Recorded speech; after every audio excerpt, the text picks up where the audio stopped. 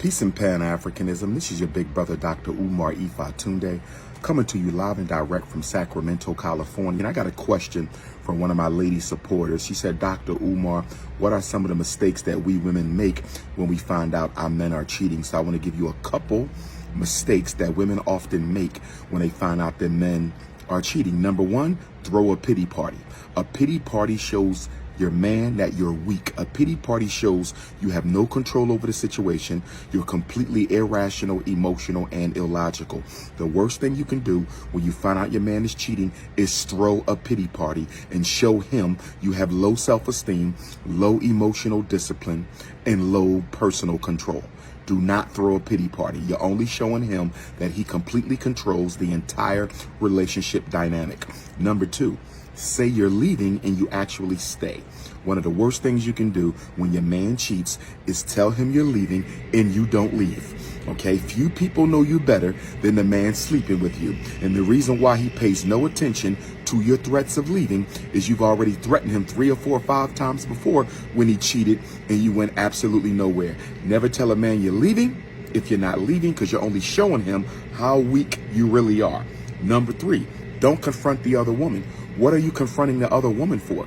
She's not your friend. She's not your cousin. She's not your coworker. Now, if she is, you do have a right to confront her based on your personal relationship to her. But to go to a complete stranger and confront her about sleeping with your husband, your fiance, your boyfriend, she's innocent. Now, you can make her aware that this is a married man or this is a committed man, but, trying to fight her or curse her out or damage her, she has no obligation to you. Stop deflecting and stop distracting. You're supposed to be dealing with the man, okay, who violated your trust, not the innocent woman who has no obligation to you at all.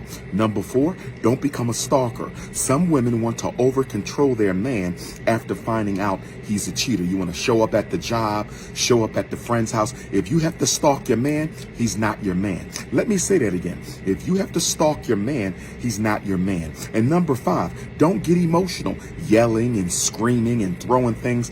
That's just communicating to him how much lack of control you have, okay?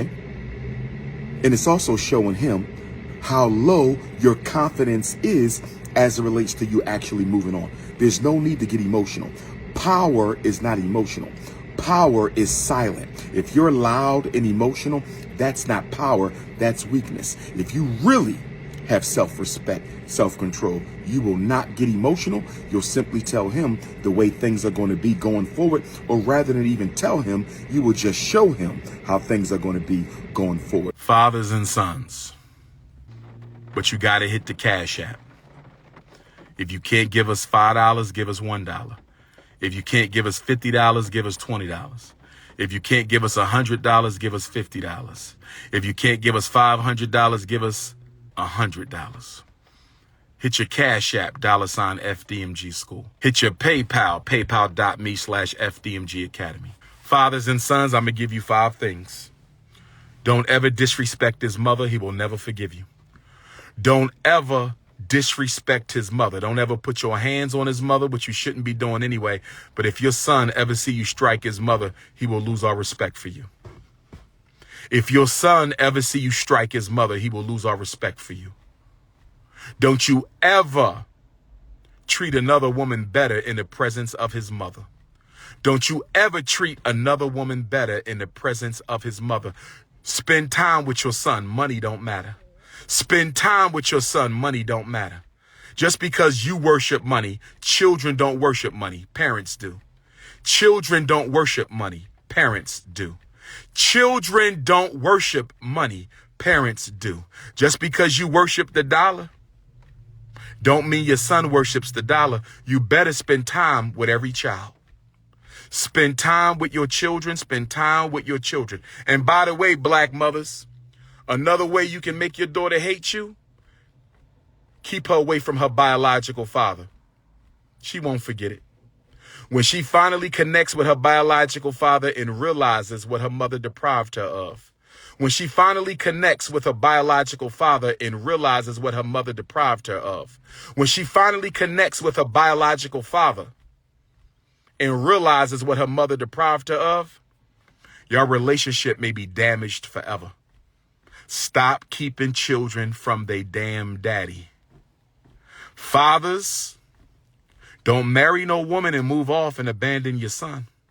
Too many black men is marrying women and moving off. They say they don't want the headache. Don't ever do that. Your son needs his father. Too many boys in their teenage years looking for the dad, and the dad is worrying about some vagina over their son.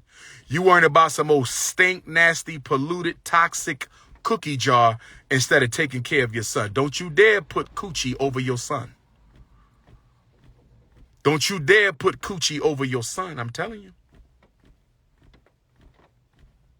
Don't try to relive your athletic dreams through your son.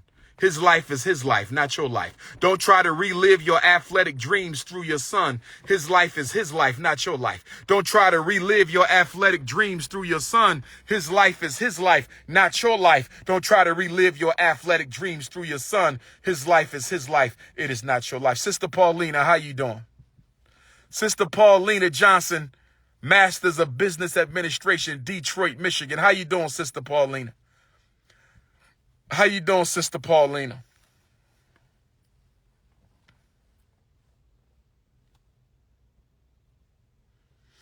Brothers and sisters, this is King Kong Consciousness. See, this is what I want black people to know. We fighting demons. I want black people to know we are fighting demons. There are demons all around this world, and their job is to do what? Distract you from your divine mission. Some of those demons have inhabited human bodies. Some of those demons, 13 Big Booty Judy. Now, why are you going to call yourself Big Booty Judy, Judy? 13, that means you 13 years old, hop off the live. We don't do pedophilia, Sister Judy. Sister Judy, if you Big Booty Judy, 13, you 13 years old, you ain't got no business on this live. You ain't got no business on Instagram. Social media should be 18 and over.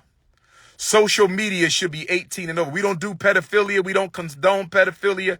So Judy, 13-year-old Judy, you got to hop up off the live right now, little sister. You got to hop up off the live right now, little sister.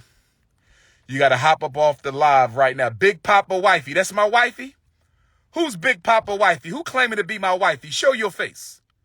You ain't got no thumbnail. That means you must be a snow bunny. You must be an Asian bunny, an Arab bunny. You a red bunny, a brown bunny, a yellow bunny, a white bunny? Who calling themselves Big Papa Wifey?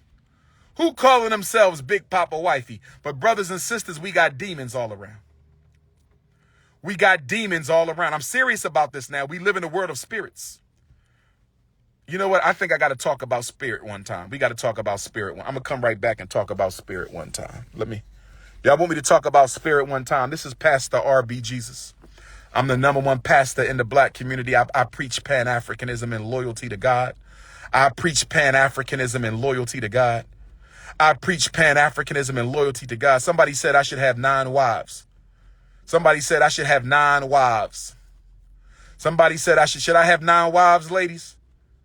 1 butter almond wife, 1 butter pecan wife, 1 fudge wife, 1 dark brown chestnut wife, 1 sweet brown sugar wife, 1 pina colada wife, 1 African lemonade wife, 1 African vanilla wife.